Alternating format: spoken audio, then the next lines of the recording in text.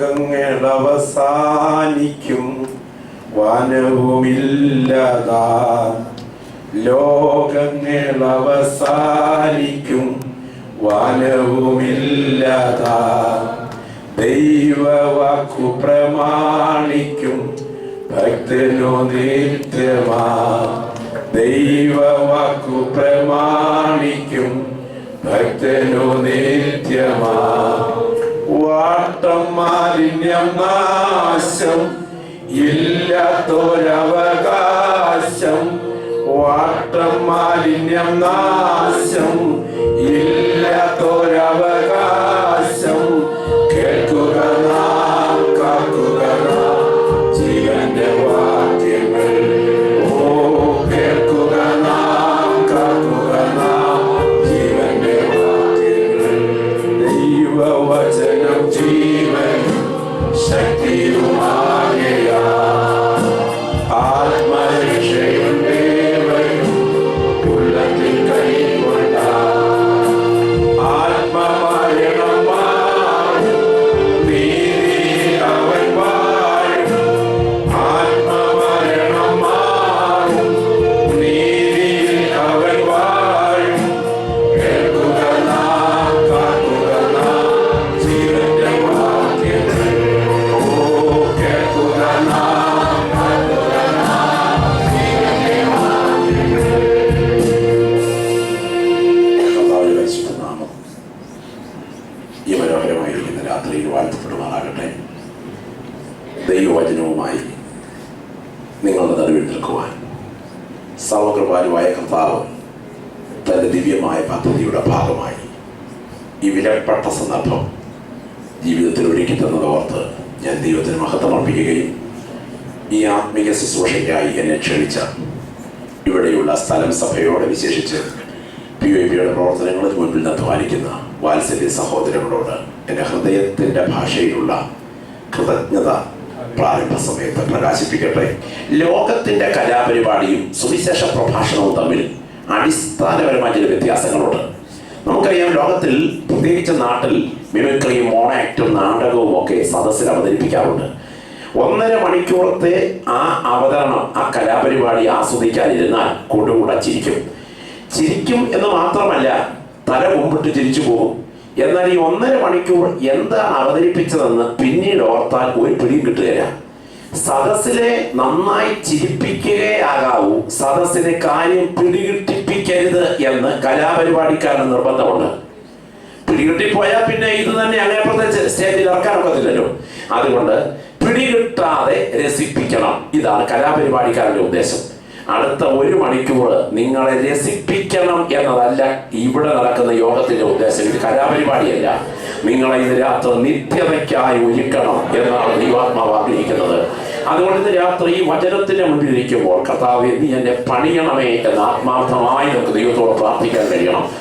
നാം ഒരു യുഗത്തിന്റെ അന്ത്യത്തിലേക്ക്, കാലത്തിന്റെ കടശി ദിനങ്ങളിലേക്ക്, ചരിത്രത്തിന്റെ ഒടുവിലത്തെ ദിനങ്ങളിലേക്ക് അടുക്കുകയാണ്. നിത്യതയുടെ വിധികർത്താവായ ദൈവത്തിന്റെ ഏകജാതനായ പുത്രൻ, നമ്മുടെ വീണ്ടെടുപ്പുകാരൻ, ഈ ആകാശ മേഘങ്ങളിൽ മടങ്ങി വരുന്ന കാഴ്ച നേരിട്ട് കാണുവാൻ വേർതിരിക്കപ്പെട്ട ദൈവമക്കളാണ് എൻ്റെ മുൻപിൽ നിന്ന് കർത്താവിനെ ആരാധിക്കുന്ന ദൈവമക്കൾ. ഞാൻ ഒരു കാര്യം അടിപൊളിയായിട്ട് പറയാം. നമ്മുടെ കണ്ണുകൾ അടയുന്നതിന് മുൻപ്, നമ്മുടെ വീട്ടിലേക്ക് ശവപ്പെട്ടി കയറി വരുന്നതിന് മുൻപ്, ഈ തലമുറ മരണത്താൽ മാറുന്നതിന് മുൻപ് നമ്മുടെ നാഥൻ ഈ മേഘങ്ങളിൽ മടങ്ങി വരുന്ന കാഴ്ച നേരിട്ട് കാണാൻ വേർതിരിക്കപ്പെട്ട ദൈവമക്കളാണ് ഇന്ന് രാത്രി എൻ്റെ മുന്നിൽ നിന്ന് ആരാധിക്കുന്ന ദൈവമക്കൾ എന്നുള്ളത് കാലം വിളിച്ചു പറയുകയാണ്. ചരിത്രം അതിന്റെ ദശാസന്ധിയിലേക്ക്, യുഗം അതിന്റെ വഴിത്തിരിവിലേക്ക്, കാലം അതിന്റെ കടശി ദിനങ്ങളിലേക്ക് അതിവേഗം പാഞ്ഞെടുത്തുകൊണ്ടിരിക്കുന്നു. ഈ കാലഘട്ടം ദുരുപദേശങ്ങൾ അതിശക്തമായി പെരുകുകയാണ്. ആത്മീയ ലോകം വല്ലാത്ത ഒരു മനക്കമറിച്ചിലേക്ക് എത്തി നിൽക്കുന്നു. പ്രയോറിറ്റി എന്തിനു നൽകണം എന്ന് തിരിച്ചറിയാൻ കഴിയാതെ ആത്മീയ ലോകം അന്ധതയിലേക്ക് അതിവേഗം അടിയോടെ അടി പറഞ്ഞൊഴുകുകയാണ്. ഇതിന് നടുവിൽ ദൈവമക്കൾ യാഥാർത്ഥ്യത്തിലേക്ക് കണ്ണുയർത്തേണ്ട ദിവസങ്ങളാണ്. ഇന്നേ 1 നൂറ്റാണ്ടിന് പുറകിൽ പ്രശസ്തനായ ഭക്തനായ വില്യം ബൂത്ത് വെളിപ്പെടുവാൻ തുടങ്ങുന്ന, രംഗപ്രവേശനം ചെയ്യുവാൻ തുടങ്ങുന്ന 20-ാം നൂറ്റാണ്ടിലെ ക്രിസ്തു മാർഗത്തെ വിരൽ ചൂണ്ടിക്കൊണ്ട് പറഞ്ഞ പ്രശസ്തമായ തങ്കലിപികളിൽ എഴുതേണ്ട വാക്കുകളുണ്ട്. അദ്ദേഹം പറഞ്ഞ വാക്കുകൾ ഇങ്ങനെയാണ്: ക്രിസ്തുവില്ലാത്ത ക്രിസ്ത്യാനിത്വം, പരിശുദ്ധാത്മാവില്ലാത്ത ക്രിസ്തു മതം, അനുതാപമില്ലാത്ത മാനസാന്തരം, വീണ്ടും ജനനമില്ലാത്ത ആത്മരക്ഷ, നരകം ഇല്ലാത്ത സ്വർഗം പ്രസംഗിക്കുന്ന കാലമായിരിക്കും അന്ത്യകാലം.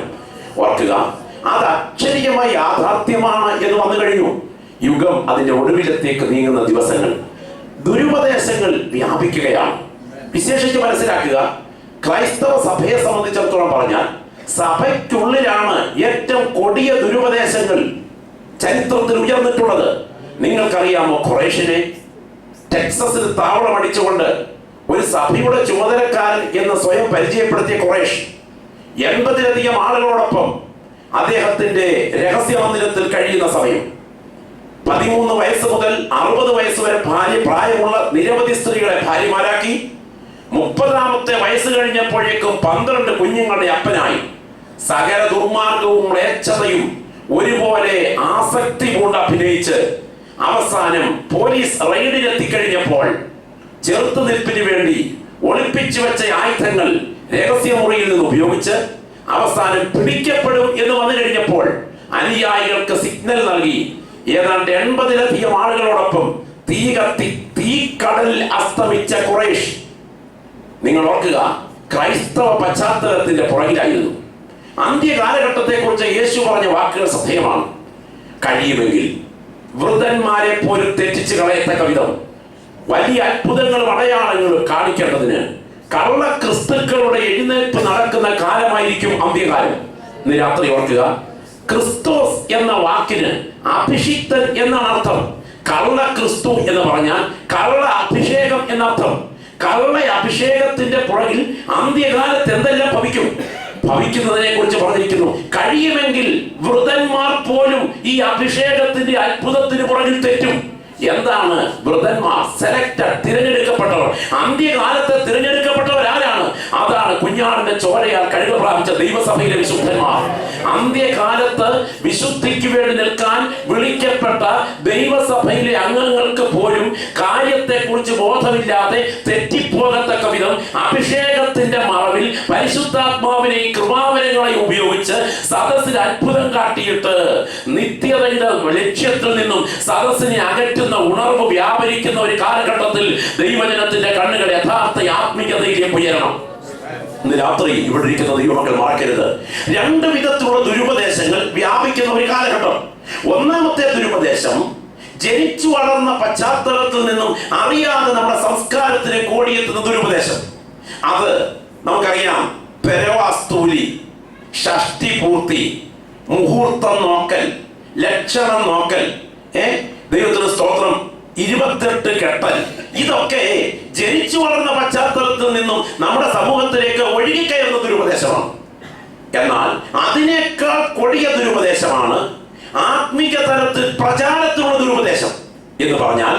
ആത്മീക തലത്തിൽ പ്രചാരത്തിലുള്ള ദുരുപദേശത്തിന്റെ പ്രത്യേകത, യേശു ക്രിസ്തു കർത്താവ് എന്ന് പ്രസംഗിക്കുന്നതിന് ഒരു തടസ്സവുമില്ല. പക്ഷേ ക്രിസ്തുവിൽ കേന്ദ്രീകരിച്ച ഇറ്റേണിറ്റിയുടെ വചനങ്ങൾക്ക് പ്രാധാന്യമില്ല എന്ന് പറഞ്ഞാൽ സമൃദ്ധിയുടെ സുവിശേഷം, വിശ്വാസത്തിന്റെ 4-ാം മാനം, വിശുദ്ധ ചിരി, വിശുദ്ധ പുര, വിശുദ്ധ ഛർദി, ശാപം മുറിക്കൽ എന്നിത്യാദി ഉപദേശങ്ങളുടെ വേരോട്ടത്തിന്റെ പുറകിൽ നാം കയറി ചെന്നാൽ അവർ മനസ്സോടെ മറന്നു കളയുന്നതുകൊണ്ട് 6 അടി മണ്ണിൽ നീറിയൊടുങ്ങുന്ന ഭൗതിക നേട്ടങ്ങളെ ജനക്കൂട്ടത്തിന് നടുവിൽ വിചിത്രമായി അവതരിപ്പിച്ച് സദസ്സിനെ വൈകാരിക ഉന്മാദത്തിലെത്തിക്കുന്ന ഒരുതരം സിസ്റ്റത്തിന്റെ ഹിപ്നോട്ടിസം ഇന്നത്തെ വേദികളിൽ അരങ്ങ് തകർക്കുമ്പോൾ ഇന്ന് രാത്രി പോയി കിടന്നുറങ്ങുന്ന ഉറക്കറ എന്റെ മരണയറയായി മാറിയാൽ എന്റെ കണ്ണ് തുറന്നാൽ ഞാൻ നിത്യതയിലായിരിക്കുമെന്ന് പറയത്തക്ക വിധം ഒരുപറ്റം ആളുകളെ ദൈവാത്മാവ് ഇവിടെ ഒരുക്കിയെടുക്കുകയാണെന്ന് ഞാൻ ആത്മാർത്ഥമായി പ്രാർത്ഥിക്കുകയാണ്.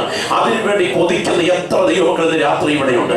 അതിനുവേണ്ടി കൊതിക്കുന്ന എത്ര ദൈവമക്കൾ ഇന്ന് രാത്രി ഇവിടെയുണ്ട്.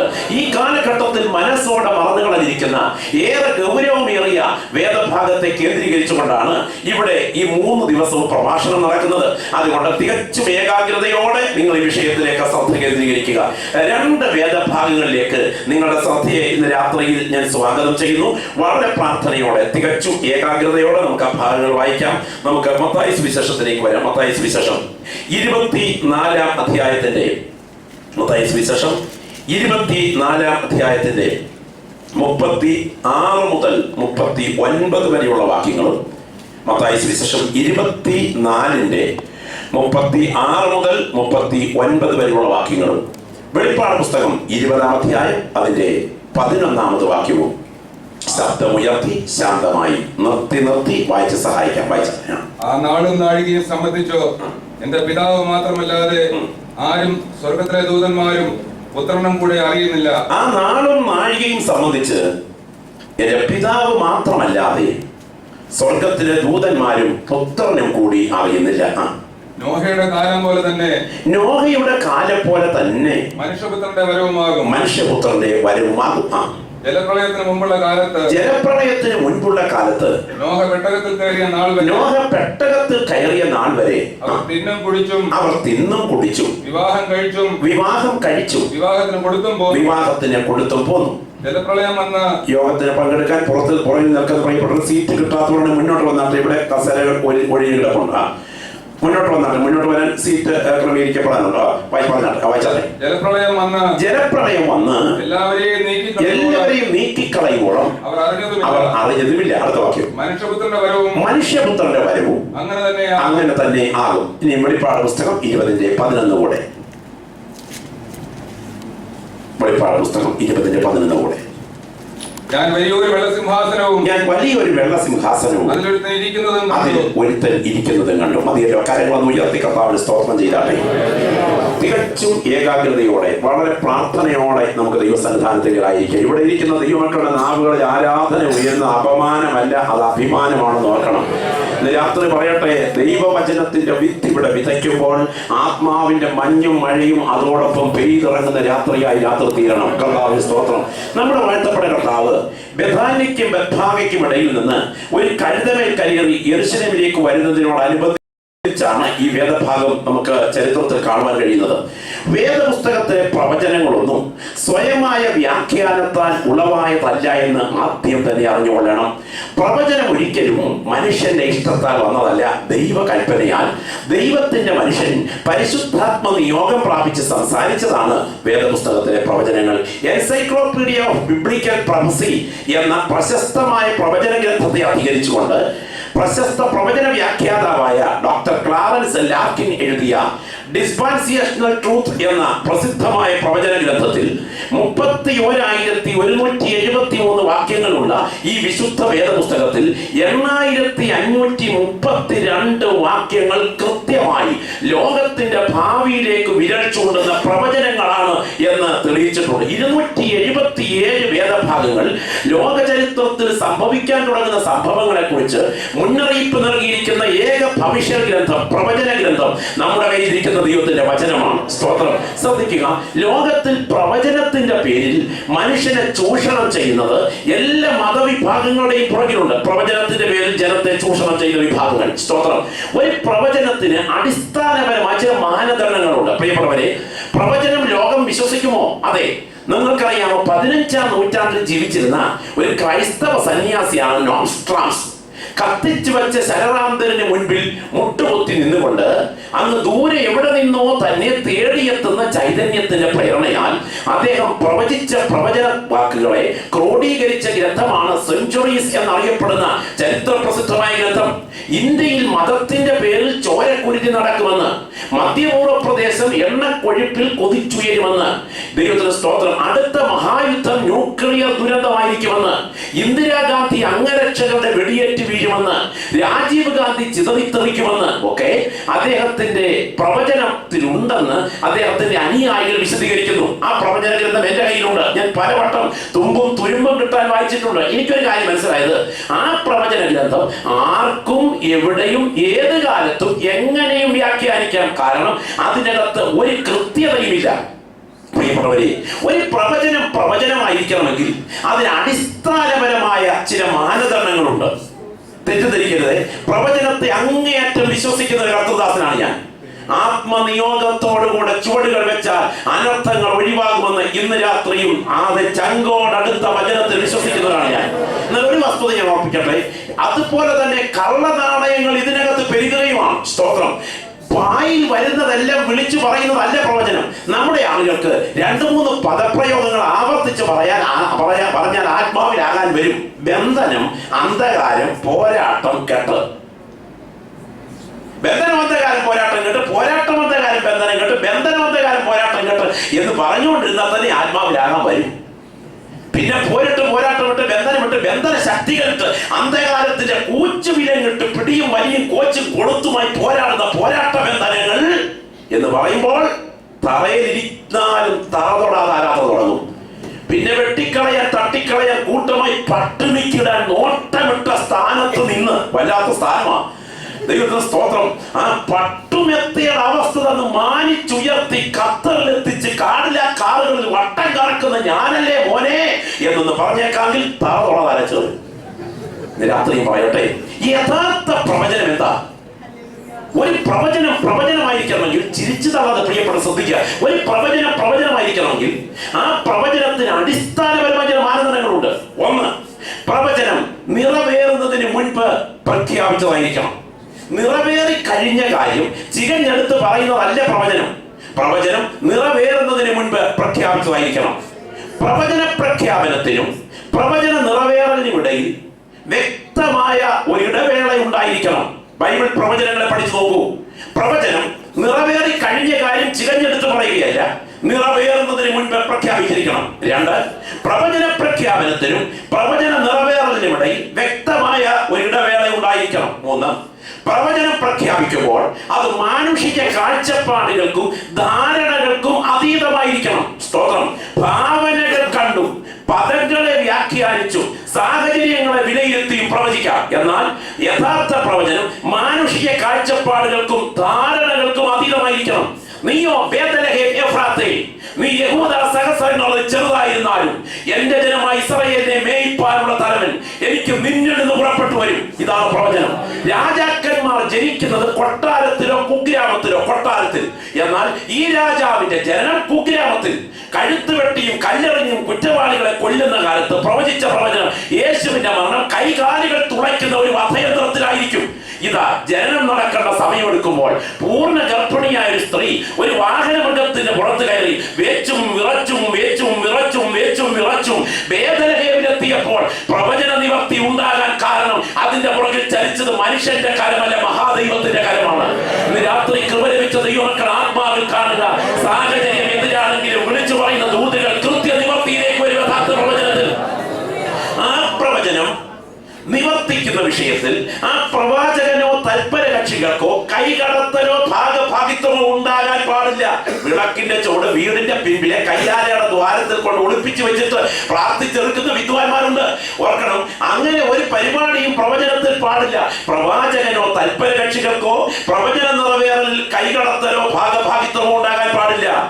നിറവേറേണ്ട സമയം അടുക്കുമ്പോൾ എല്ലാ കാര്യത്തിലും എല്ലാ വശത്തും ഈ പ്രവചനം കൃത്യമായി നിറവേറിയിരിക്കണം.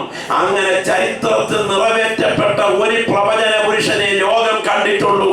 അത് രാത്രി ഞാൻ പ്രസംഗിക്കുന്ന നസ്രയനായ യേശുവാണ്. അവനിലാണ് മുഴുവൻ പ്രവചനങ്ങൾ പ്രവചിച്ച് നിവർത്തിക്കപ്പെട്ടിരിക്കുന്നത്. ഞാനങ്ങ് റാന്നി ജനിച്ചതും നിങ്ങളൊക്കെ പലയിടത്ത് ജനിച്ചതും ഒന്നും ആരും പ്രവചിച്ചിട്ടൊന്നും അല്ലല്ലോ. നമ്മളൊക്കെ വന്ന കൂട്ടത്തിലങ്ങ് വന്നതാണ്. എന്നാൽ നമ്മുടെ കർത്താവ് ജനിച്ചത് പ്രവചിച്ച് പ്രവചിച്ച് പ്രവചിച്ച് പ്രവചിച്ച് പ്രവചിച്ച് പ്രവചിച്ച് പ്രവചിച്ച് പ്രവചിച്ച് പ്രവചിച്ച് പ്രവാചകന്മാരുടെ പ്രവചനത്തിന് പ്രചോദനം നൽകിയ പ്രവാചകാത്മാവും പ്രചോദന ജീവനുമായി പ്രവചിച്ചതുപോലെ ഈ മണ്ണിൽ ജനിച്ച ഒരു പ്രവചന പുരുഷനെ ലോകം കണ്ടിട്ടുണ്ടെങ്കിൽ അത് രാത്രി നാം സ്തോത്രം പറഞ്ഞ് ആരാധിക്കുന്ന കർത്താവാണ്. അവൻ പ്രവചിച്ചതുപോലെ ഈ മണ്ണിൽ ജനിച്ചതാണ്. അവൻ എവിടെ ജനിക്കുമെന്ന്, ആ ജനനം സാധാരണ ജനനമല്ല, ഒരു സ്ത്രീയുടെ സന്തതിയായിരിക്കുമെന്ന്. ആ സ്ത്രീ കേവലം സ്ത്രീയല്ല, ഒരു കന്യകയായിരിക്കുമെന്ന്. ആ കന്യക കേവലം കന്യകയല്ല, അബ്രഹാമിന്റെ തറവാട്ടിൽ പിറന്നവളായിരിക്കുമെന്ന്. അത് ഇസഹാക്കിൽ നിന്ന് ജന്മം കൊള്ളുമെന്ന്. ആ ജനനവേളയിൽ ഇവിടെ കൂട്ട ശിശുവധം നടക്കുമെന്ന്. ആ മരണസമയം ഈ കുടുംബം ഈജിപ്തിലേക്ക് ചേക്കേറുമെന്ന്. അവിടെ പാർക്കുമ്പോൾ ഇവിടുത്തെ രാജാവ് മരിക്കുമെന്ന്.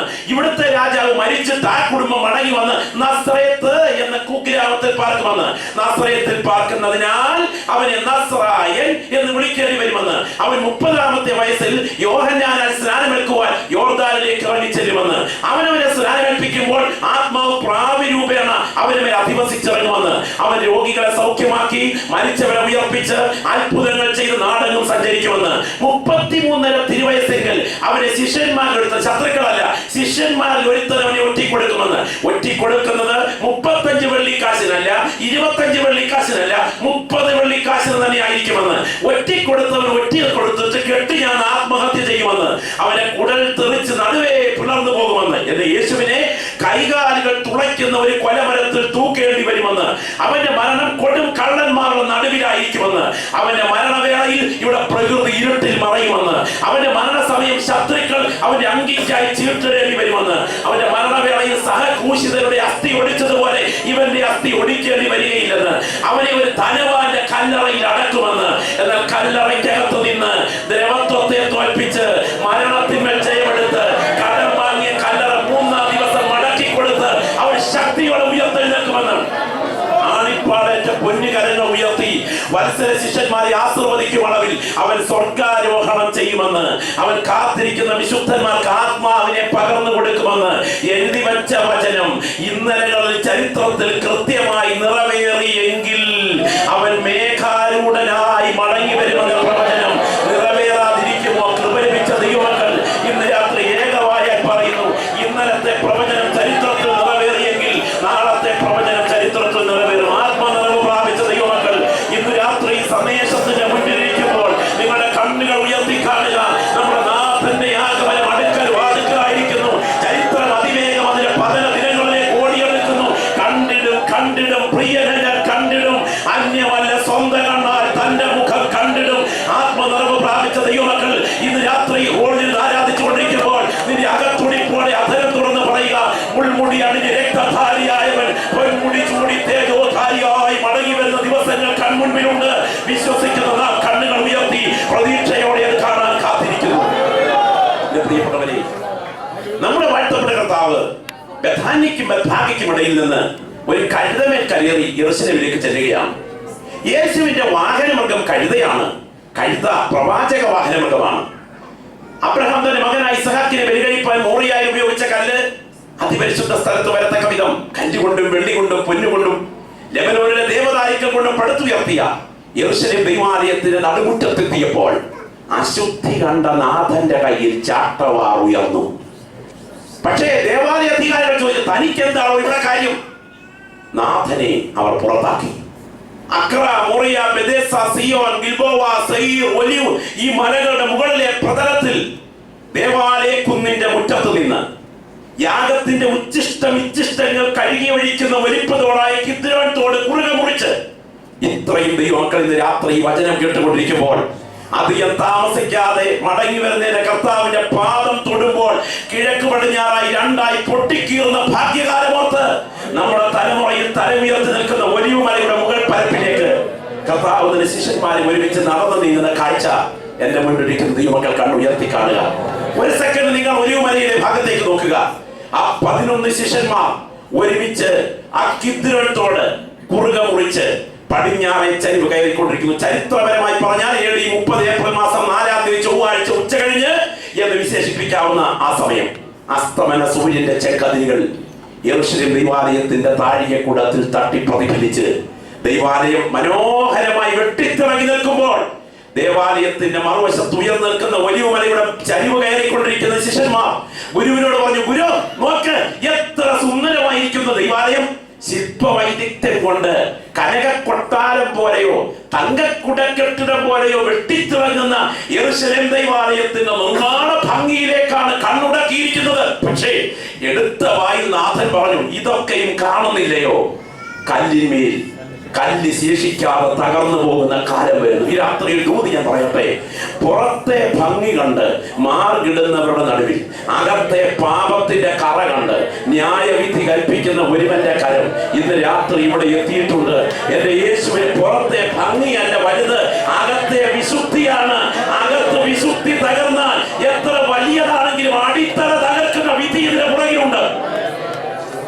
കഴിഞ്ഞ 3.5 വർഷം ഗുരുവും ഗുരുനാഥനുമായവനോടുകൂടെ സന്തത സഹചാരികളായി യാത്ര ചെയ്തിട്ടും ഉള്ളിൽ നിന്ന് ഇതുവരെ പള്ളിക്കൊതി പോയിട്ടില്ല. പക്ഷേ അവളുടെ തല കറങ്ങിപ്പോയി യേശുവിന്റെ മറുപടിക്ക്. ഉദ്യോഗഭരിതരായ ശിഷ്യന്മാർ യേശുവിന്റെ അടുക്കൽ വന്നു, ഗുരു ഒരു കാര്യം, നിന്റെ വരവ് എപ്പോൾ സംഭവിക്കും? യുഗത്തിന്റെ അന്ത്യം എന്നാണ്? അവൾ ചോദിച്ച ചോദ്യത്തിന് മുൻപിൽ നിങ്ങൾ ഈ കാര്യമൊന്നും അറിയണ്ട, നിങ്ങൾ ഉപസിച്ച് പ്രാർത്ഥിച്ചു ഇരുന്നാൽ മതി എന്ന് കർത്താവ് പറഞ്ഞില്ല. വസ്തുതകളെ ചരിത്രവുമായി കോർത്തിണക്കി നമ്മുടെ കർത്താവ് കാര്യങ്ങൾ പഠിപ്പിക്കുകയാണ്. നമ്മുടെ കർത്താവ് വസ്തുതകളെ മത്തായി 24, മർക്കോസ് 13, ലൂക്കോസ് 21 3 അധ്യായങ്ങളുടെ പശ്ചാത്തലത്തിൽ യുഗാന്ത്യ സംഭവങ്ങളെ പ്രതിപാദിക്കുമ്പോൾ കർത്താവ് തന്റെ വരവിനെ കുറിച്ച് പറയുന്ന ഭാഗം പ്രത്യേകം ശ്രദ്ധിക്കണം. ആ നാളും നാഴികയും സംബന്ധിച്ച്, നാൾ ഡേറ്റ്, നാഴിക മണിക്കൂർ, ആ ദിവസവും മണിക്കൂറും സംബന്ധിച്ച് എന്റെ പിതാവല്ലാതെ സ്വർഗത്തിലെ ദൂതന്മാരും പുത്രനും കൂടി അറിയുന്നില്ല. ആ തിരുഹൃദയത്തിൽ ഇത് മറച്ചു വെച്ചിരിക്കുന്നു, അജ്ഞാതമാണ്. എന്നാൽ ആ സീസൺ, ആ കാലം ഞാൻ നിങ്ങളോട് പറയാം. ഒരു പ്രത്യേക കാലം ചരിത്രത്തിൽ മടങ്ങി വരും. ആ സമയം ഞാൻ അടുക്കൽ വാതുക്കൽ തന്നെയാണെന്ന് നിങ്ങൾ അറിഞ്ഞുകൊള്ളണം. അത് ഒരു പ്രത്യേക കാലഘട്ടമാണ് എന്ന് പറഞ്ഞാൽ, നോഹയപ്പച്ചനോട് ദൈവം പറഞ്ഞു ഒരു പെട്ടകം ഉണ്ടാക്കാൻ. പട്ടിയും പൂച്ചയും എരുമയും എലിയും പുലിയും കോഴിയും കുറുക്കനും ഒക്കെ ക്യൂ നിന്ന് പെട്ടകത്തിൽ കയറി. 4 കാലി പലതും പെട്ടകത്തിൽ കയറിയിട്ടും ഈ 2 കാലി മിക്കവാറും പെട്ടകത്തിൽ കയറിയില്ല. നാട്ടുകാരെ എല്ലാം കൂടെ പെട്ടകത്തിൽ കയറ്റി വെച്ച് വീട്ടുകാർ പെട്ടകത്തിലില്ലെങ്കിൽ ഇതുപോലെ അപമാനം മറ്റൊന്നുമില്ലല്ലോ.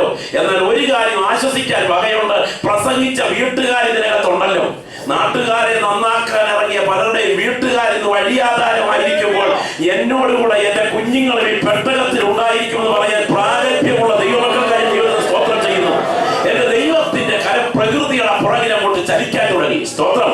40 ദിവസം കോരി പെയ്യുന്ന മഴ അങ്ങോട്ട് തുടങ്ങി. 2 വലിയ ജലശേഖരങ്ങളെ ദൈവം തകർത്തു.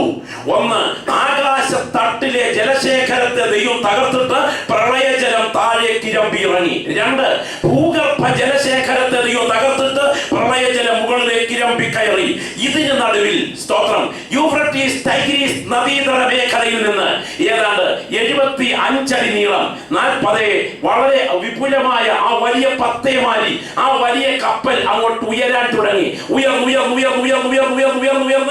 അന്ന് അറിയപ്പെട്ട ഏറ്റവും വലിയ പട്ടണമായ ടർക്കിയുടെ ബോർഡറിലൂടെ ഇന്ന് ഒഴുകിക്കൊണ്ടിരിക്കുന്ന 2ാം ലോക മഹായുദ്ധകാലത്ത് വൈമാനികർ ഒരു വലിയ കപ്പൽ ഉറച്ചു കിടക്കുന്നതിന്റെ തടിയിൽ നടത്തിയ കാർബൺ ടെസ്റ്റിൽ 6000 കൊല്ലം പഴക്കമുണ്ടെന്ന് തെളിയിച്ച അവശിഷ്ടം കണ്ടെടുത്ത ആ പുരാതന പർവ്വതത്തിന്റെ 16,950 അടി ഉയരമുള്ള, വർഷത്തിന്റെ 9 മാസം മഞ്ഞു മൂടിക്കിടക്കുന്ന അറാറാത്ത് എന്ന പർവ്വതത്തിന്റെ ഉച്ചിയിൽ ചെന്ന് പെട്ടകം ഉറച്ചു. അതിൽ നിന്നും അതേ നോഹയും കുടുംബവും പുറത്തു വന്നത് ഒരു ചരിത്ര യാഥാർത്ഥ്യമാണെങ്കിൽ, എന്റെ ദൈവത്തിന്റെ കരം ഈ പ്രകൃതിയുടെ പുറകിൽ ചലിക്കുന്ന ദിവസങ്ങൾ കൺമുൻപിൽ ഉണ്ടെന്ന് വിശ്വസിക്കുന്ന ദൈവമക്കൾ ഇന്ന് രാത്രി കണ്ണുയർത്തി നോക്കട്ടെ. ഇതിന്റെ പുറകിൽ മഹാദൈവത്തിന്റെ കരം ചലിക്കും. ഞാൻ ഇതിനകത്ത് ചോദിക്കട്ടെ, സ്വർഗത്തിന്റെ ഒരു കോണിൽ അനങ്ങാപ്പാറ നയത്തിൽ ഇരിക്കുന്ന ദൈവത്തെ എന്റെ നാം ഇന്ന് രാത്രി ആരാധിക്കുന്നത്. നീതിയോടെ വിധിക്കുന്നവന്റെ കരം ഈ പ്രകൃതിയുടെ പുറകിൽ ചലിക്കുന്നുണ്ടെന്ന് തിരിച്ചറിയുന്ന ദൈവമക്കൾ കണ്ണുയർത്തി നോക്ക്. അവന്റെ കരം ഇന്ന് രാത്രിയും ചലിച്ചുകൊണ്ടിരിക്കുന്ന രാത്രിയാണ്. അഭിഷേകത്തിന്റെ ചൈതന്യം അകത്ത് അനുഭവിച്ചറിയുന്ന ദൈവമക്കൾ ഞാൻ പറയട്ടെ, പ്രാർത്ഥിക്കുന്ന ദൈവമക്കൾ ഇവിടുന്ന് കടന്നു പോകുന്നത് വരെ ഈ പ്രകൃതി ആത്യന്തികമായി കൈകാര്യം ചെയ്യാൻ ദൈവത്തിന്റെ കരം ഉയരത്തില്ലെങ്കിലും പ്രാർത്ഥിക്കുന്ന ദൈവത്തിന് അവർക്ക് പാപം എവിടെ കൂടിയാലും അവിടെ പാപത്തിന്മേൽ ന്യായം വിധിക്കുന്ന ഒരുവന്റെ കരം ഇതിന്റെ പുറകിൽ ചലിക്കുന്നുണ്ട്. അതിന് രാത്രി ഇരിക്കുന്ന ഇരിപ്പിന് ആത്മാവിൽ കണ്ടിട്ട് വിളിച്ചു പറ, നീതിയോടെ വിധിക്കുന്നവന്റെ കരം ഇതിന്റെ പുറകിൽ ഞാൻ ആത്മാവിൽ കാണും. ഞാൻ ചോദിക്കട്ടെ, നിങ്ങൾക്കറിയാമോ ന്യൂ ഓർലിയൻസ് എന്റെ ഒരു സ്നേഹിതൻ എന്നോട് പറഞ്ഞു, സംഭവം നടക്കുന്നതിന്റെ ഒരാഴ്ച മുൻപ് ഒരു ബിസിനസ് ആവശ്യത്തിന് വേണ്ടി ന്യൂ ഓർലിയൻസിൽ പോയി. അവിടെ ഒന്ന് അന്തി ഉറങ്ങാൻ ഒരു ഹോട്ടൽ റൂം പോലുമില്ല. തലയിൽ തൂവൽ വെച്ച പൂർണ്ണ നഗ്ന സ്ത്രീകൾ നൃത്തം ചവിട്ടുന്ന ഫ്ലോട്ടിംഗ് കാസിനോകളിൽ മ്ലേച്ഛത അരങ്ങു തകർക്കുന്ന പട്ടണത്തിന്റെ മേയർ ഒരു സോതോമ്യനായിരുന്നു. അയാൾ 10 ലക്ഷം പേർ അധിവസിക്കുന്ന ആ പട്ടണത്തിൽ അടുത്ത ദിവസം ഒരു വലിയ പ്രോഗ്രാം പ്ലാൻ ചെയ്തിരിക്കുന്നു. കടൽ തീരത്ത് ആ ഗേ ലെസ്ബിയൻ മ്ലേച്ഛത പ്രവർത്തിക്കുന്ന സ്ത്രീ പുരുഷന്മാർക്ക് വേണ്ടിയുള്ള ഒരു പ്രത്യേക പ്രോഗ്രാമാണ്. അത് നടക്കാൻ പദ്ധതിയിടുന്നതിന്റെ തലേ രാത്രിയിൽ കട്രീന എന്ന ചുഴലിക്കൊടുങ്കാറ്റ് ആ മണ്ണിനെ അടിച്ചു തകർത്തുകൊണ്ട് ദൈവത്തിന്റെ കരം ആ പ്രകൃതിയുടെ മേൽ ദുരന്തമായി പെയ്തിറങ്ങി. ഇന്ന് രാത്രി ഇവിടെ ആരാധിക്കുന്ന ദൈവമക്കൾ ഞാൻ പറയട്ടെ, പ്രകൃതിയുടെ പുറകിൽ ദൈവത്തിന്റെ കരം ചലിക്കുന്നുണ്ടെന്ന് വിശ്വസിക്കുന്ന ദൈവമക്കൾ ഇന്ന് രാത്രി കണ്ണുയർത്തി നോക്കാൻ, ഞാൻ സേവിക്കുന്ന ദൈവത്തിന്റെ കരം ഇന്ന് രാത്രി പ്രകൃതിയുടെ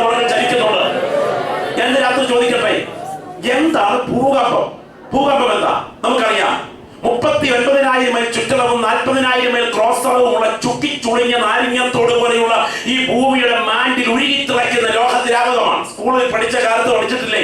ഈ ലോഹദ്രാവകത്തിന്റെ പുറത്ത് ഏതാണ്ട് വെള്ളത്തിൽ പൊങ്ങുതടി കിടക്കുന്നത് പോലെ 100 കിലോമീറ്റർ കനമുള്ള ടെക്ടോണിക് പ്ലേറ്റുകൾ എന്നറിയപ്പെടുന്ന ഭൂഖണ്ഡങ്ങളെ വഹിക്കുന്ന പ്ലേറ്റുകൾ നിലകൊള്ളുന്നു. ഭൂഖണ്ഡങ്ങളെ വഹിക്കുന്ന പ്ലേറ്റുകൾ നിലകൊള്ളുന്നു.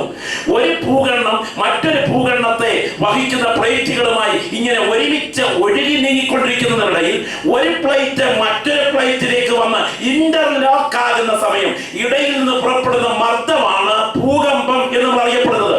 എന്നാൽ ഞാൻ പറയട്ടെ, എന്തുകൊണ്ട് പ്രാർത്ഥിക്കുന്ന ദൈവമക്കൾ പാർക്കുന്ന മേഖലകളിൽ ഭൂകമ്പം പലതും നിയന്ത്രിക്കപ്പെടുന്നു? കാര്യം പറയാം. ഇതിന്റെ പുറകിൽ ഒരു കരം ചലിക്കുന്നുണ്ട്. നാം ആരാധിക്കുന്നുണ്ട് കർത്താവിന്റെ കരമാണ്. അവന്റെ കരം അനുവദിക്കാതെ, പ്രകൃതി ചലിക്കാൻ അനുവദിക്കാത്ത ഒരു നിയന്ത്രണം ഇതിന്റെ പുറകിൽ ചലിക്കുന്നുണ്ട്. പ്രകൃതിയുടെ പുറകിൽ ദൈവത്തിന്റെ കരമുണ്ടോ? വായിച്ചാട്ടെ, വെളിപ്പാട് പുസ്തകം 71. സൈക്ലോണിന്റെ പുറകിൽ ദൈവത്തിന്റെ കരമുണ്ടോ? വെളിപ്പാട് പുസ്തകം 16:5. സുനാമിയുടെ പുറകിൽ ദൈവത്തിന്റെ കരമുണ്ടോ? പ്രകൃതി ശക്തികളെ പിടിച്ചിരിക്കുന്ന ദൈവത്തിന്റെ ദൂതന്മാരുണ്ടോ? വേഗം വായിച്ചാട്ടെ. അതിനുശേഷം ഭൂമിമേലും കടലിന്മേലും യാതൊരു വൃക്ഷത്തിന്മേലും കാറ്റ് ഊതാതിരിക്കേണ്ടതിന് 4 ദൂതന്മാർ ഭൂമിയിലെ 4 കാറ്റും പിടിച്ചുകൊണ്ട് കരം ഉയർത്തി സ്തോത്രം പറയാമോ? പ്രകൃതിയുടെ പുറകിൽ കാറ്റുകൾ ഉയരുമ്പോൾ ആ കാറ്റിനെ നിയന്ത്രിക്കാൻ ദൈവം ഇവിടെ പ്രത്യേക ദൂതന്മാരെ വെച്ചിട്ടുണ്ടെന്ന് വിശ്വസിക്കുന്ന ദൈവമക്കളെ അതിന് സ്തോത്രം പറഞ്ഞത്. കട്രീന, റീത്ത, വിൽമ, ഇത് സഹോദരിമാരുടെ പേരല്ലല്ലോ, ഇത് കാറ്റിന്റെ പേരാ. പക്ഷെ ഈ കാറ്റ് എവിടെ അടിക്കണമെന്ന് തീരുമാനിക്കേണ്ടതിന് വേണ്ടി ഒരു ജുഡീഷ്യറി ഇതിന് മുകളിലുണ്ട്. സ്തോത്രം. ഇതാ 4 കാറ്റുകളെ നിയന്ത്രിക്കുന്ന ദൈവത്തിന്റെ ദൂതൻ. ഞാൻ വരുന്നു. 16:5 വെളിപ്പാട് പുസ്തകം. വേഗം വായിച്ചാട്ടെ. 16:5.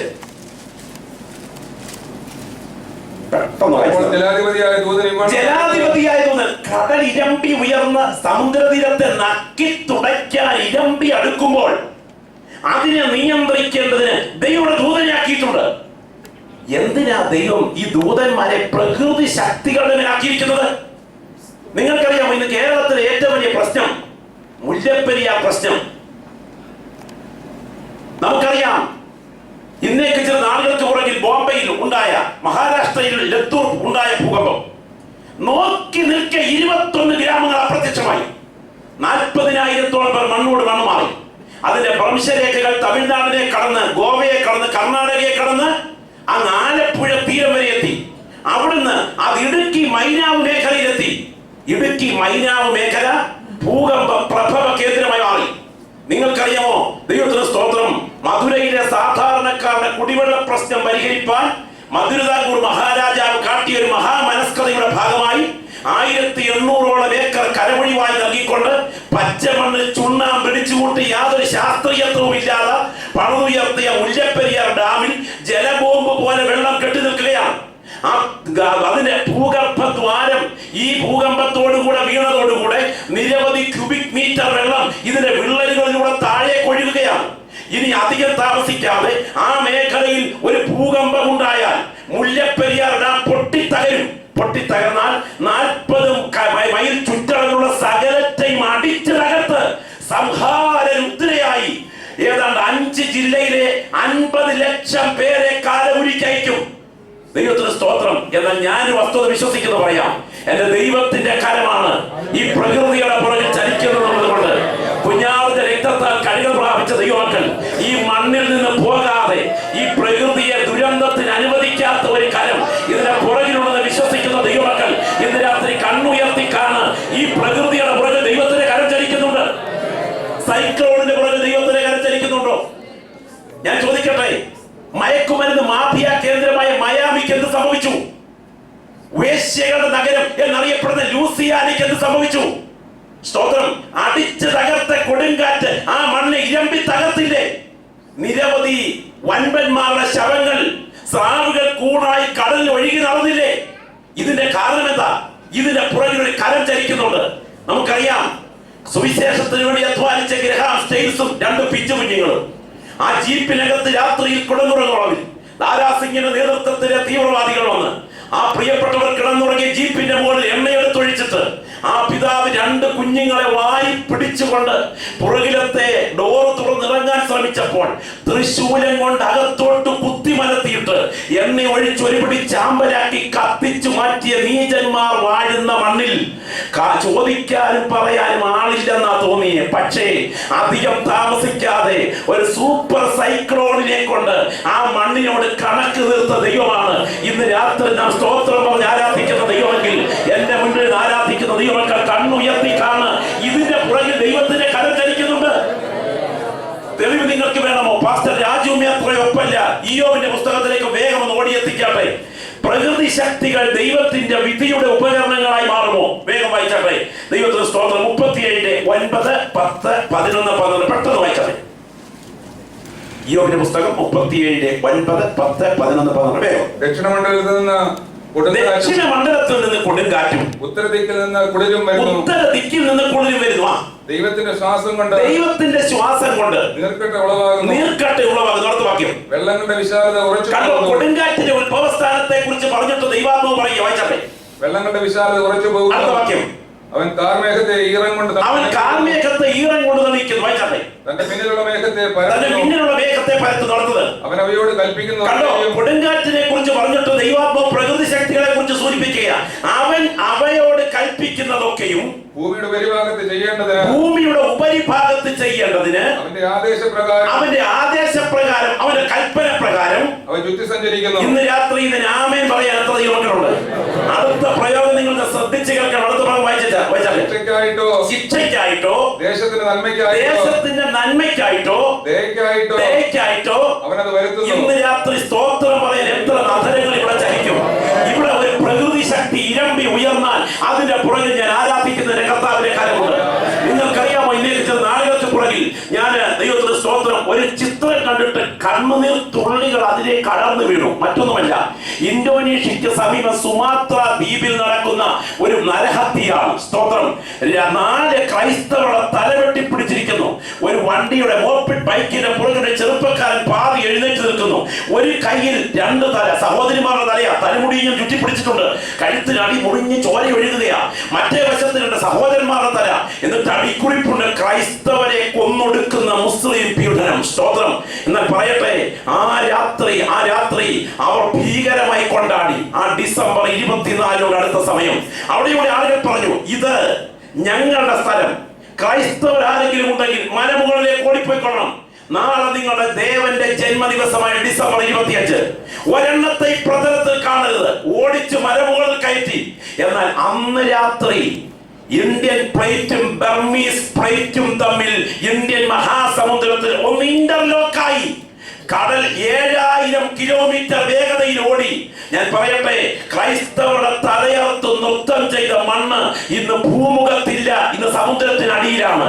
പ്രാർത്ഥിക്കുന്ന ദൈവജനം രാത്രി കണ്ണുയർത്തിക്കാണ്. ഇതിന്റെ പുറകിൽ ദൈവത്തിന്റെ കരം ചലിക്കുന്നുണ്ട്. അവന്റെ കരം അനുവദിക്കാതെ ഇവിടെ ഒന്നും സംഭവിക്കുകയില്ല. എന്റെ അപ്പച്ചൻ ഉയരത്തിൽ സിംഹാസനത്തിൽ ഉണ്ടെങ്കിൽ അവനാണ് കാര്യങ്ങളെ നിയന്ത്രിക്കുന്നത്. ബോധ്യമുള്ള ദൈവത്തിന്റെ പൈതലെ, നീ അനാഥനല്ല, നിന്റെ പുറകിൽ ഒരുവന്റെ കരം ചലിക്കുന്നുണ്ട്. ഞാൻ ഇന്ന് രാത്രി ചോദിക്കട്ടെ, ഇതുപോലെ കൊടുങ്കാറ്റ് ടെക്സസിന് നേരെ, നിരവധി പ്രാർത്ഥനാലയങ്ങൾ ഉയർന്നു നിൽക്കുന്ന ടെക്സസിന് നേരെ ഇറങ്ങിയില്ലേ? എന്നാൽ ടെക്സസിനോട് അത് അടുക്കുന്ന സമയം അതിന്റെ ശക്തിയെ ബലഹീനമാക്കിയിട്ട് ഒരു മരണം പോലും സംഭവിക്കാതെ പ്രകൃതി ശക്തികളെ നിയന്ത്രിച്ച കരമേത ഞാൻ ഇന്ന് രാത്രി വിശ്വസിക്കുന്ന ദൈവമക്കളുടെ പറയാം, ഒരു തുള്ളി കണ്ണുനീർ ഒരിടത്ത് വീണാൽ ദൈവത്തിന്റെ ന്യായവിധിയെ ബന്ധിക്കാൻ കഴിവുള്ള കരം അതിന്റെ പുറകിൽ ചലിക്കുന്നുവെന്ന് തിരിച്ചറിയുന്ന ദൈവമക്കൾ ഇവിടെ ഇന്ന് കണ്ണുയർത്തി നോക്ക്. നാം സേവിക്കുന്ന ദൈവത്തിന്റെ കരം പ്രകൃതിയുടെ പുറകിൽ ചലിക്കുന്നുണ്ട്. ഞാൻ ചോദിക്കട്ടെ, ചരിത്രത്തിൽ ആദ്യമായി എയ്ഡ്സ് തുടങ്ങിയത് എവിടെയാ? അക്യൂട്ടോ ഇമ്മ്യൂൺ ഡെഫിഷ്യൻസി സിൻഡ്രോം എന്നറിയപ്പെടുന്ന എയ്ഡ്സ് ചരിത്രത്തിൽ തുടങ്ങിയത് എവിടെയാ? നിങ്ങൾ ചരിത്രം പഠിക്ക്. ആഫ്രിക്കയിൽ കുരങ്ങുകളിൽ ആരംഭിച്ച് മനുഷ്യ ശരീരത്തിൽ കയറിയ വൈറസാണ് എയ്ഡ്സ് എന്ന് പറയുന്നുണ്ടെങ്കിലും 1981 12ഓളം കനേഡിയൻ യുവാക്കന്മാർക്ക് ആദ്യമായി സംഭാവന പോലെ ഹെയ്ത്തി എന്ന പച്ചപ്പട്ട് വിരിച്ച കരീബിയൻ മേഖലയിലുള്ള പ്രോട്ടോ പ്രിൻസ് തലസ്ഥാനമാക്കിയ ഹെയ്ത്തിയിൽ നിന്ന് കിട്ടുന്നത് വരെ ഇതിനെ കുറിച്ച് ആരും കാര്യമായി അറിഞ്ഞിരുന്നില്ല.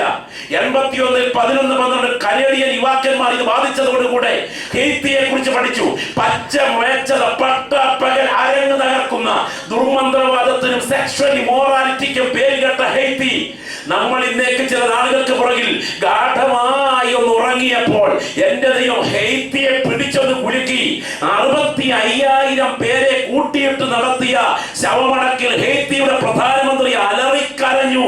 ഞാൻ രാത്രി ദൈവമക്കൾ പറയാം, ഹെയ്ത്തിയെ, നിന്നിൽ പാപമുണ്ടെങ്കിൽ നിന്റെ പുറകിൽ സ്വർഗത്തിന്റെ തീ വരുന്നുണ്ട് എന്ന് വിളിച്ചു പറയാൻ വിളിക്കപ്പെട്ട ദൈവമക്കൾ ഈ രാത്രി കണ്ണുയർത്തി നോക്ക്. പ്രകൃതിയുടെ പുറകിൽ ദൈവത്തിന്റെ കരം ചലിക്കുന്നുണ്ട്.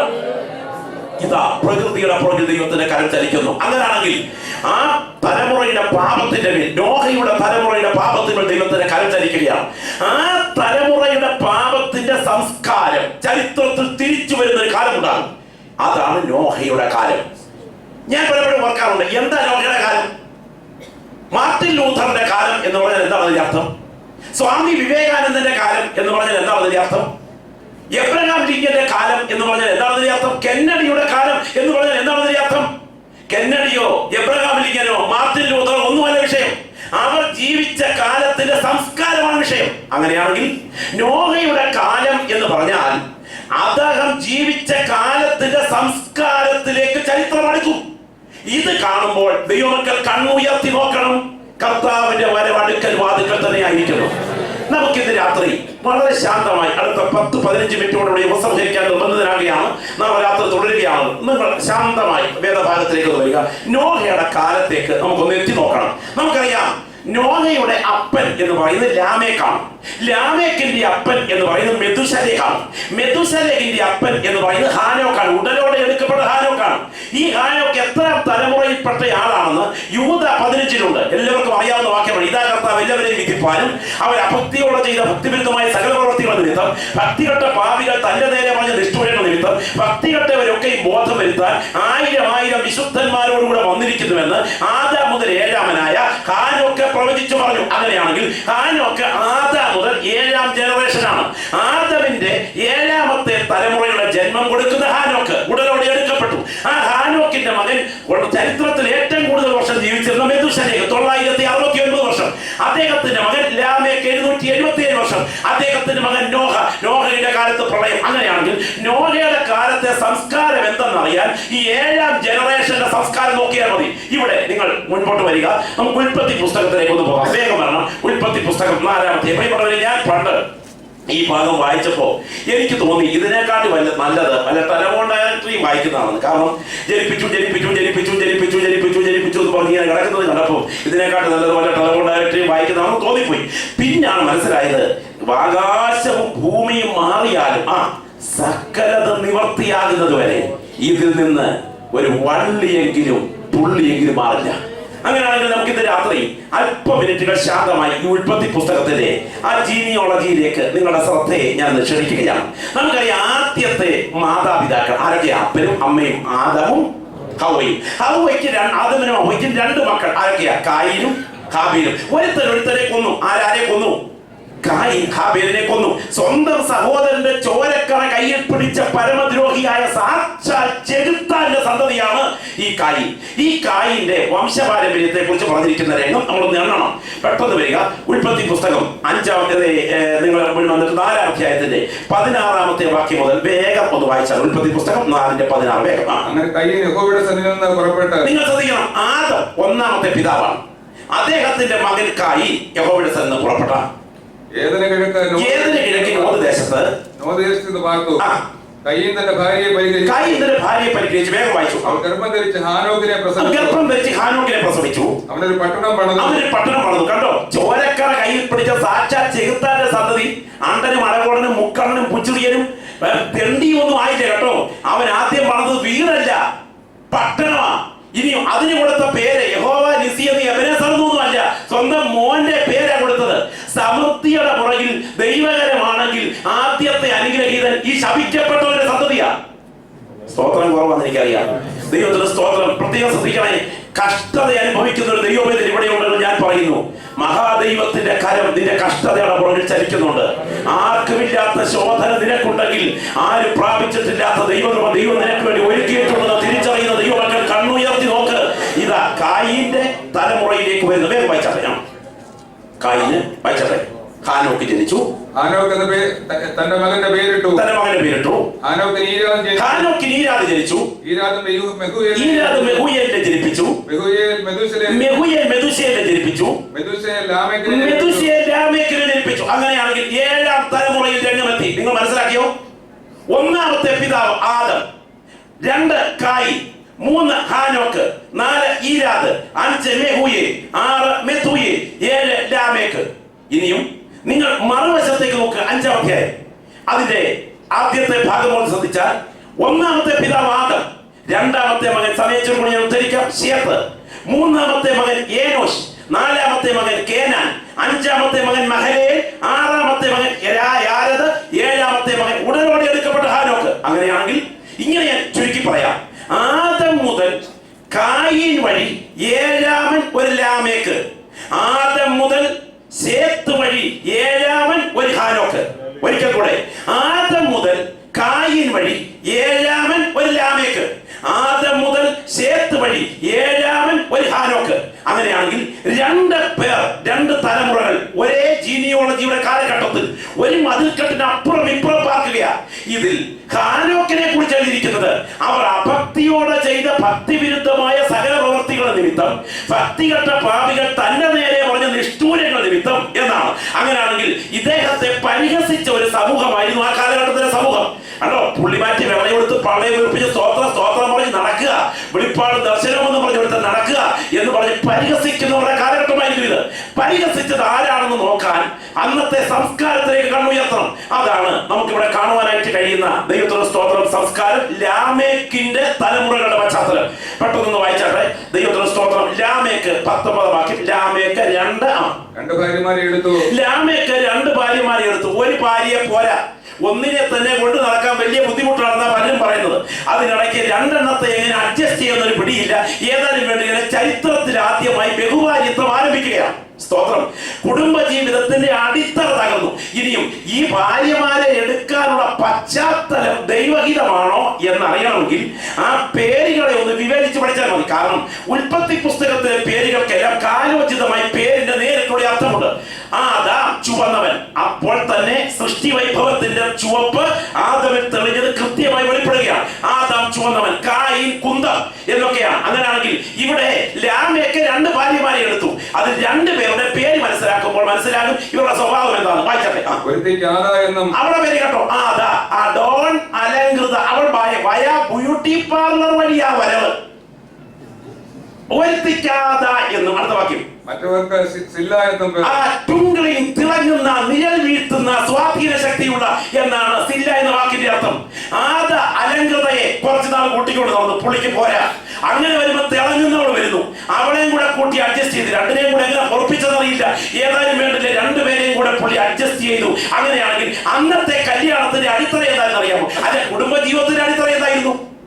പരപുരുഷന്മാരുടെ ഹൃദയത്തിൽ ചേക്കേറുക എന്ന ലക്ഷ്യത്തോടുകൂടെ സ്വന്തം ശരീരത്തെ ആഭാസപൂർവം അലങ്കരിച്ച് അവതരിപ്പിക്കുന്ന സ്ത്രീ ലോകത്തിൽ ചരിത്രമെത്തി. എന്താണ് നോഹയുടെ കാലം? കുടുംബജീവിതത്തിന്റെ അടിത്തറ. സ്റ്റാറ്റിസ്റ്റിക്സ് ഒന്നും പറയാൻ സമയമില്ല. കുടുംബജീവിതത്തിന് അടിത്തറ തകർന്ന കാലം. 2, സ്ത്രീ ലോക ശരീരത്തെ പ്രദർശന വസ്തുവാക്കുന്ന കാലം. അയ്യോ, ചില ജീൻസ് ഒക്കെ വലിച്ചു കയറ്റി, ചില ബെന്യനൊക്കെ വലിച്ചിറക്കി, ചിലതൊക്കെ നടക്കുന്നത് കാണാൻ അമ്പോ എങ്ങനെ ഇതിനകത്ത് കയറിപ്പറ്റി അപ്പോ എന്ന് പാവപ്പെട്ടവൻ തലയ്ക്ക് കൈവച്ച് ചിന്തിക്കുന്ന കാലത്ത് തലകുലുക്കി നടക്കുന്ന ഹൈടെക് കൊച്ചമ്മമാരെ കണ്ടാൽ കായിന്റെ കൊച്ചുമക്കളെന്നല്ലാതെ പിന്നെ എന്നാ പറയാനാ? സ്തോത്രം കുറവാന്ന് എനിക്കറിയാം. ഒരു കാര്യം ദൈവമക്കൾ ഓർക്കണം. ദൈവത്തിന് സ്തോത്രം. അരപ്പാവാടയും ഇട്ട് വീരപ്പൻ മോഡൽ മീശയും വെച്ച് സിനിമാ സ്റ്റൈൽ ഹെയർ സ്റ്റൈലുമായി അകത്ത് കയറി വരുന്നവനല്ല. കീബോർഡ് വെച്ച് തുള്ളിച്ചാടാൻ സഭയുടെ കവാടം തുറന്നു കൊടുക്കുന്നതല്ല യഥാർത്ഥ ആത്മീയത. അതേ, വിശുദ്ധി കൂടാത്ത 10,000-ത്തെ വിളിച്ചുകൂട്ടി അവരുമായി നരകത്തിൽ പോകുന്നതിനേക്കാൾ വ്യവസ്ഥയ്ക്ക് വേണ്ടി നിൽക്കുന്ന 10 പേരുമായി സ്വർഗത്തിൽ പോകുന്നതാണ് നല്ലത് എന്ന് വിശ്വസിക്കുന്ന ദൈവമക്കളുടെ രാത്രി കണ്ണുയർത്തി നോക്ക്. കുടുംബജീവിതത്തിന്റെ അടിത്തറ തകർന്ന കാലം. ഇനി ആ കുടുംബത്തിലെ ഈ 2 പേരുടെ മക്കളെ കുറിച്ച് നമ്മൾ ശ്രദ്ധിക്കേ. വായിച്ചാട്ടെ. മഴത്തുള്ളിക്ക് അപ്പനുണ്ടോ എന്ന് ഇയ്യോബിന്റെ പുസ്തകത്തിൽ ചോദ്യമുണ്ട്. ആധുനിക മനഃശാസ്ത്രത്തിന്റെ പിതാവാരാണ് സിഗ്മണ്ട് ഫ്രോയിഡ് എന്നൊക്കെ നമുക്ക് ചരിത്രത്തിൽ വായിക്കാൻ കഴിയും. ഇതുപോലെ ലോക ചരിത്രം കണ്ടെത്തിയ സകലത്തിന്റെയും ആദ്യത്തെ അടിത്തറ നമുക്ക് ഈ കുടുംബത്തിൽ കാണാൻ കഴിയും. വായിച്ചാൽ പെട്ടെന്ന് വായിച്ചാൽ. ആദാം യാബേലിനെ പ്രസവിച്ചു. അവൻ കൂടാരവാസികൾക്കും പശുപാലകന്മാർക്കും പിതാവായി. നിങ്ങൾ ശ്രദ്ധിക്കണേ, ആദ്യമായി ചരിത്രത്തിൽ പശുക്കളെ ബ്രീഡ് ചെയ്ത് അത്യുത്പാദന ശേഷിയുള്ള ഉത്പാദിപ്പിക്കാൻ നേതൃത്വം കൊടുത്തത് കായിന്റെ കൊച്ചുമോനാ. നീ വായിച്ചാൽ വേഗം. അവന്റെ സഹോദരൻ യൂബാൽ എന്ന പേർ. ഇവൻ കിന്നരവും കീബോർഡ്. ഇവിടുത്തെ കാര്യമല്ല, കീബോർഡിന്റെ കമ്പ്യൂട്ടറിന്റെ ഒക്കെ അപ്പൂപ്പൻ ആരാന്ന് ചോദിച്ചാൽ കായിന്റെ കൊച്ചുമോനാ. വായിച്ചാൽ. തൂബേൽ കൈനെ പ്രസവിച്ചു. തൂബേൽ കൈ. അവൻ ചെമ്പ് കൊണ്ടും കനികൾ കണ്ടെത്തി ലോഹങ്ങൾ കുഴിച്ചെടുത്ത് അയിരികൾ കൊണ്ട് ആയുധങ്ങൾ ഉണ്ടാക്കുന്ന ഖനിയുടെ ഓണറാ ഒരു മോൻ. അടുത്ത വാക്യം. തൂബേൽ കൈയുടെ പെങ്ങൾ നയമ. നയമ എന്ന വാക്കിന്റെ അർത്ഥം ബ്ലസ്ഡ്, അനുഗ്രഹിക്കപ്പെട്ടത്. ഈ കുടുംബത്തിൽ എന്നാ കുഴപ്പം? നിങ്ങൾ നോക്കിയേ, ഒരു കൊച്ചൻ പശുപാലനം നടത്തുന്നു, മറ്റേ കൊച്ചൻ ഖനിയുടെ ഓണറായിരിക്കുന്നു, മറ്റേ കൊച്ചൻ കീബോർഡിസ്റ്റ്, കമ്പ്യൂട്ടറൈസ്ഡ് പരിപാടികൾ, മറ്റൊരു പെങ്കൊച്ചുണ്ട്, അവൾ അനുഗ്രഹിക്കപ്പെട്ടവൾ. ഈ ഭാര്യമാർ രണ്ടുപേരും അലങ്കൃതർ, വയ ബ്യൂട്ടി പാർലർ, വീട്ടിൽ ഒരു കുഴപ്പമില്ല. എന്നാൽ ഇതേ സമയം സെക്കൻഡ് ശ്രദ്ധിക്കുക, നിങ്ങളുടെ കണ്ണുകൾ ഉയർത്തി മതിൽക്കെട്ടിനപ്പുറത്തേക്ക് നോക്കുക. ഒരഭിഷിക്തന്റെ ഉള്ളിൽ ദൈവത്തിന്റെ ദർശനം വ്യാപരിക്കുന്നു. ആ ദൈവഭൃത്യൻ ഉടലോടെ എടുക്കപ്പെട്ട ഹാനോക്കാണ്. വിമർശനത്തിന്റെയും എതിർപ്പുകളുടെയും നടുവിൽ ആ ദൈവദാസനോട് ദൈവം പറഞ്ഞു, മോനെ, ഈ തലമുറയെ ഞാൻ നശിപ്പിക്കും, അത് പ്രളയം കൊണ്ടായിരിക്കും, അതിന് നിനക്കൊരു മകൻ ജനിക്കും. ആ അർത്ഥത്തിൽ നിന്റെ തലമുറയ്ക്ക് മെധു മൃത്യുശാലെ അയക്കപ്പെടുക. മെധു അധികം ശാലെ സമം മെധുശാലെ മൃത്യു വരും എന്ന് പേര് കൊടുക്കണം. സ്തോത്രം. പേര് കൊടുത്തുകൊണ്ട് ജന്മം കൊടുത്തു. ദൈവാലോചന മുഴങ്ങി. ആ മെധുശാലേക്ക് ഒരു മകൻ ജനിച്ചു, ലാമേക്ക്. ലാമേക്കിനൊരു മകൻ ജനിച്ചു, നോഹ. ഞാൻ ഇന്ന് രാത്രി ചോദിക്കട്ടെ, അവസാന ഘട്ടമെടുത്തു. പെട്ടകത്തിൽ എത്ര പേരുണ്ടായിരുന്നു? 80 പേരോ? ബാക്കിയുള്ളവരുടെ വിധി ഞാൻ ചോദിക്കട്ടെ, നോഹയുടെ അപ്പൻ ലാമേക്കിന് 777 വയസ്സ് വരെ ഈ മോനെ ഉള്ളായിരുന്നു, ബാക്കി പിള്ളേരൊക്കെ എത്തിയേ. അദ്ദേഹത്തിന്റെ അപ്പൻ മെതുശലയിന് 969 വയസ്സ് വരെ മറ്റു മക്കളും കൊച്ചുമക്കളോടെ എത്തിയേ. 365 വർഷം ജീവിച്ചിരുന്ന അദ്ദേഹത്തിന്റെ അപ്പന്റെ മക്കളും കൊച്ചുമക്കളോടെ എത്തിയേ. ഈ ജനറേഷനിലെ 99 മുക്കാലെ അയക്കാൻ പച്ച മലയാളത്തിൽ ശാകാടി മുണ്ടാടി പെട്ടകത്തിന് പുറത്താണല്ലോ. ഒടുവിൽ വന്നപ്പോ 8 എണ്ണമേ പെട്ടകത്തിനകത്തുള്ളല്ലോ. നോഹയുടെ കാലം പോലെ തന്നെ ഈ പുസ്തകം എടുത്തുകൊണ്ടിറങ്ങിയ വേറിട്ട തലമുറയിലെ 99% പ്രമാണം തെറ്റിച്ചോടി പെട്ടകത്തിന് പുറത്തു പോകുമ്പോൾ ഞാനും എന്റെ തലമുറയിൽ പെട്ടകത്തിൽ കാണണം എന്ന് കൊതിക്കുന്ന ദൈവമക്കളക്കാരെ ഉയർത്തിപ്പിടിച്ച് ഒരു നിമിഷം എഴുന്നേറ്റാണ്. ഒത്തിരി കാര്യം പറയുന്ന ആ സമയമുണ്ടല്ലോ. എല്ലാ നാവുകളുടെ പ്രാർത്ഥനയുടെ ശബ്ദവും ഉയരട്ടെ. കരങ്ങളത് ഉയർത്തിപ്പിടിച്ച് എല്ലാ അതരങ്ങളുടെ സ്തോത്രത്തിന്റെ ശബ്ദം ഉയരട്ടെ. ഈ രാത്രി ഒരു നാവ് പോലും ഇന്ന് രാത്രി അവതരിക്കരുത്, ഒരു നാവ് പോലും ഇന്ന് രാത്രി അവതരിക്കരുത്. അഭിഷേകം പ്രാപിച്ച ദൈവമക്കളെ ദൈവശക്തി വ്യാപരിക്കുന്ന രാത്രിയാകട്ടെ. എന്റെ പിന്നിൽ നിൽക്കുന്ന അനുഗ്രഹീത കർത്തൃദാസന്മാർ ആത്മാവിൽ പോരാടിക്കാട്ടെ. ഈ മണ്ണിനേക്കാൾ നിത്യതയെ വലുതായി കാണാൻ ദർശനം പ്രാപിച്ച ദൈവമക്കളുടെ അധരങ്ങൾ ആത്മാവിൽ ചലിക്കട്ടെ. ഇന്ന് രാത്രി ഇവിടെ ദൈവശക്തി വ്യാപരിക്കുന്നുണ്ട്. ഞാൻ ഇന്ന് രാത്രി ആത്മാവിൽ കാണുന്നു. ഈ ശാലയിൽ സഭയുടെ കൺവെൻഷന്റെ ആദ്യത്തെ രാത്രിയിൽ ഈ ഒടുവിലത്തെ മിനിറ്റുകൾ ദൈവശക്തി ഇവിടെ വ്യാപരിച്ചുകൊണ്ടിരിക്കുന്നു.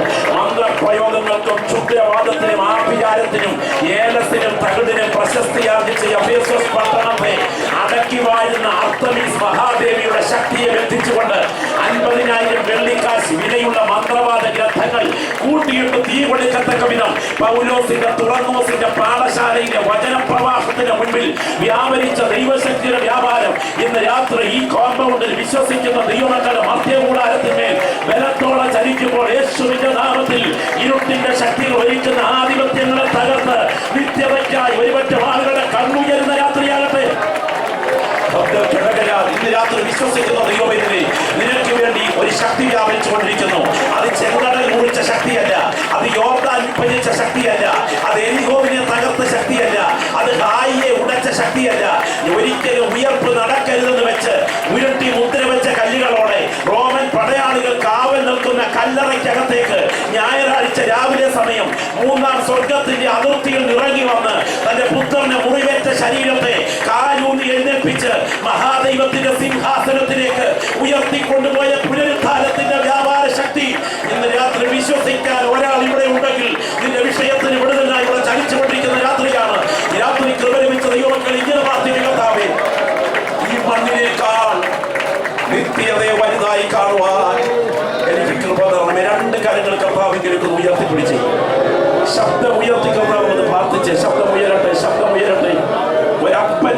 കുഞ്ഞ് നിൽക്കുന്നത് പോലെ, ഒരമ്മയുടെ മുൻപിൽ പൈതൽ നിൽക്കുന്നത് പോലെ വാ തുറന്ന് കർത്താവിനോട് ശബ്ദമുയർത്തി പ്രാർത്ഥിക്കുക. നോഹയുടെ കാലം പോലെ തന്നെ മനുഷ്യപുത്രന്റെ വരവിലുമാകും. ഇന്ന് രാത്രി കൃപ ലഭിച്ച ദൈവമക്കളെ, ഞാനൊരു വസ്തുത ചോദിക്കട്ടെ. നോഹയുടെ കാലത്തെ കായീന്റെ സന്തതികളെല്ലാം നിരീശ്വരവാദികളാണെന്ന് നിങ്ങൾ വിചാരിക്കുന്നുണ്ടോ? ഇല്ല, ഈശ്വര വിശ്വാസികളായിരുന്നു. പക്ഷേ മണ്ണിലെ നേട്ടങ്ങളായിരുന്നു അവരുടെ ഈശ്വര വിശ്വാസത്തിന്റെ ലക്ഷ്യം. എന്നാൽ 8 പേരുടെ ലക്ഷ്യം മണ്ണിലെ നേട്ടങ്ങളല്ല, നശിക്കുന്ന ഭൂമിയിൽ നിന്ന് ഗോഫർ മരത്തിന്റെ പെട്ടകമുണ്ടാക്കി നശിക്കാത്ത ഭൂമിയിൽ കാലൂന്നണം. അതായിരുന്നു ലക്ഷ്യം.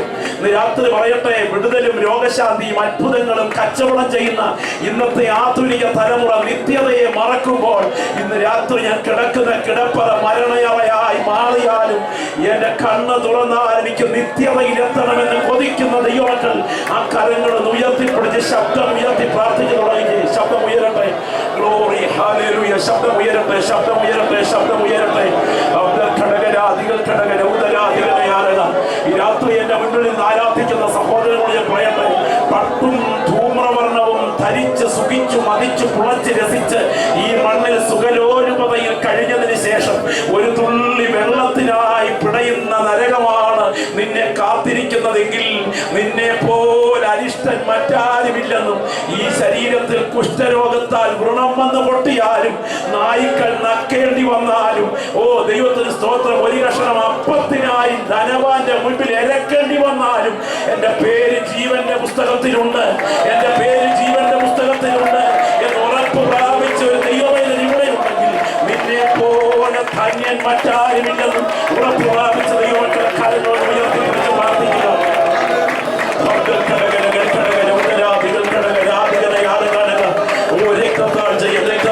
ന്യായവിധി പ്രത്യേകതകൾ, അതിന്റെ പതനങ്ങൾ, വിവിധ മുഖങ്ങൾ, വർത്തമാനകാല ന്യായവിധി, സാക്ഷികൾ, സ്തുതി, സിംഹാസനം, തൊണ്ടിസാധനം, വിസ്താരം, പരിണിതഫലം എല്ലാം നാളെ ഞാൻ വിശദീകരിക്കാം. എന്നാൽ ഇത് രാത്രിയെ കരങ്ങൾ ഉയർത്തിപ്പിടിച്ച് കർത്താവിനോട് ചില മിനിറ്റുകൾ സംസാരിച്ചാണ്. Glory, hallelujah. എന്തായിരുന്നു നോഹയുടെ പ്രസംഗത്തിന്റെ അകക്കാമ്പ്? ഈ കാണുന്നതെല്ലാം അസ്തമിക്കും, കാണാത്ത ഒരു ഭൂമി വെളിപ്പെടും. എന്താണ് നോഹയുടെ കാലത്തിന്റെ പ്രത്യേകത? ഇത് പ്രസംഗിക്കാൻ ആളില്ലാത്ത കാലം. ഒരു വെൺകീർ മേഘം തലയുടെ മുകളിൽ ഇല്ലാത്ത സമയത്ത് പ്രളയം പ്രസംഗിച്ചതുപോലെ അരുളി ചെയ്ത ദൈവാലോചന വിശ്വസിക്കാൻ ആരുമില്ലെങ്കിലും എന്റെ ശ്വാസം അവസാനിക്കും വരെ ഇത് ഞാൻ ചങ്കോട് ചേർത്ത് വിളിച്ചു പറയുമെന്ന് ഉറപ്പ് പ്രാപിച്ച ഒരു ചെറിയ കൂട്ടത്തെ കർത്താവ് ഇതിനകത്ത് അന്വേഷിക്കുകയാണ്. നമുക്ക് അക്കാര്യങ്ങളൊന്ന് ഉയർത്തിപ്പിടിച്ചുകൊണ്ട് ശാന്തമായി പാടാം. പോയൊരു ദിവസം അതുപോലെ ഈ ഭൂമിയിലെ വാസ അക്കാര്യം ഉയർത്തി പാടിക്കണം. ഓ പോയൊരു ദിവസം അതുപോലെ ഈ ഭൂമിയിലെ നീ അതു ധ്യാനി ശീശങ്ങൾ ആശ്രയം പുതുക്കണം ഈ ക്ഷണത്തിൽ നീ അതു ധ്യാനി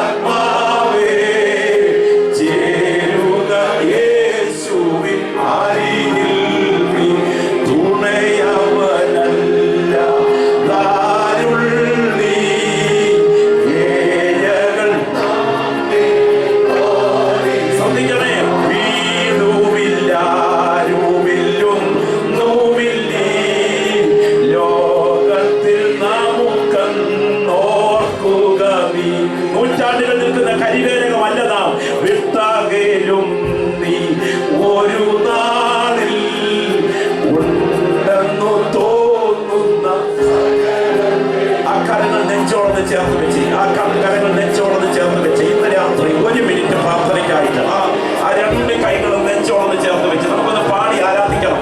എന്നാൽ അതിന് മുൻപ് കരങ്ങൾ 2 നെഞ്ചോടൊന്ന് ചേർത്ത് വെച്ച് ഇന്ന് രാത്രി ഈ യോഗത്തിനകത്ത് ദൈവശക്തി വ്യാപരിക്കുന്നു. കർത്താവിന്റെ ആത്മാവ് ചില പ്രിയപ്പെട്ടവരുടെ ചങ്കിന് നേരെ വിരൽ ചൂണ്ടിക്കൊണ്ട് ഒരു പടി കൂടെ നിത്യതയ്ക്കായി ഒരുങ്ങാൻ തട്ടി ഉണർത്തുന്നു. ഈ മണ്ണിനേക്കാൾ നിത്യതയെ വലുതായി കാണാൻ ഒരുപറ്റ പ്രിയപ്പെട്ടവരെ ഇന്ന് രാത്രി ഈ ഖത്തറിന് ദൈവാത്മം ഒരുക്കുന്നു. ഈ രാത്രി കർത്തൃദാസ, എനിക്ക് പ്രാർത്ഥന വേണം. ഈ മണ്ണിലെ നേട്ടങ്ങളേക്കാൾ നിത്യതയാണ് എനിക്ക് വലുത്. ഇന്ന് രാത്രി ഞാൻ കിടക്കുന്ന കിടപ്പറ എന്റെ അന്ധവിശ്വാസത്തിന്റെ മരണയറയായി മാറിയാൽ നിത്യത എനിക്ക് കൈവിട്ടു പോകാൻ പാടില്ല. എനിക്ക് പ്രാർത്ഥന വേണം എന്നാഗ്രഹിക്കുന്നവർ വലതുകരം ഉയർത്തിപ്പിടിച്ചാൽ രാത്രി ഞാൻ നിങ്ങൾക്കായി പ്രാർത്ഥിക്കാൻ പോകുക. പരിശുദ്ധാത്മാവ് ഇവിടെയുള്ള വിശുദ്ധന്മാരുടെ പേരിൽ തന്നെ ശക്തിയുടെ അതിരറ്റ പ്രവാഹം അയക്കുന്നു. ആ ഉയർത്തിയ കരങ്ങളോട് നിങ്ങൾക്ക് വേണ്ടി ഞാൻ പ്രാർത്ഥിക്കുമ്പോൾ ആ കരങ്ങളെ നാഥന്റെ കരങ്ങൾ കൈമാറുക. ഉണ്ടെന്ന് തോന്നുന്ന സകലത്തെയും വിട്ടുപിരിയുന്ന ദിവസങ്ങൾ വരുന്നു. ഒന്നുകിൽ നാഥന്റെ പുനരാഗമനം, അല്ലെങ്കിൽ നിന്റെ മരണം. ഏതടുത്ത് വന്നാലും ഞാൻ തയ്യാറെന്ന് പറയുവാൻ സമർപ്പണം കൊണ്ടോ ദൈവത്തിനെ മാനിക്കുക. ഞാൻ ആത്മാവിൽ വിളിച്ചു പറയട്ടെ, ദ്രവത്വമില്ലാത്ത തേജസ്സിന്റെ കരം ഇന്ന് രാത്രി യോഗത്തിന്റെ ഒടുവിലത്തെ മിനിറ്റുകളിൽ ഇറങ്ങി വരുന്നു. ഈ രാത്രി ഉയർന്നു നിൽക്കുന്ന ഈ കരങ്ങളുടെ മേൽ ആ കരം ഈ രാത്രി പിടിക്കുന്ന രാത്രിയാണ്. സ്വർഗത്തിനും ഭൂമിക്കും നാഥനായ നസറേയനായ യേശുവിന്റെ നാമത്തിൽ ഈ കരങ്ങളെ ദ്രവത്വമില്ലാത്ത തേജസ്സിന്റെ കരങ്ങൾ കൈമാറുന്നു. അടയാളത്തോടെ ഒരു ദൈവപ്രവൃത്തിക്കായി ഈ കരങ്ങളുടെ മേൽ ഇന്ന് രാത്രി ദൈവശക്തി വ്യാപരിക്കട്ടെ. യേശുവിൻ നാമത്തിൽ തന്നെ നമുക്കത് കരമടിച്ച് പാടാം. വീടുമില്ല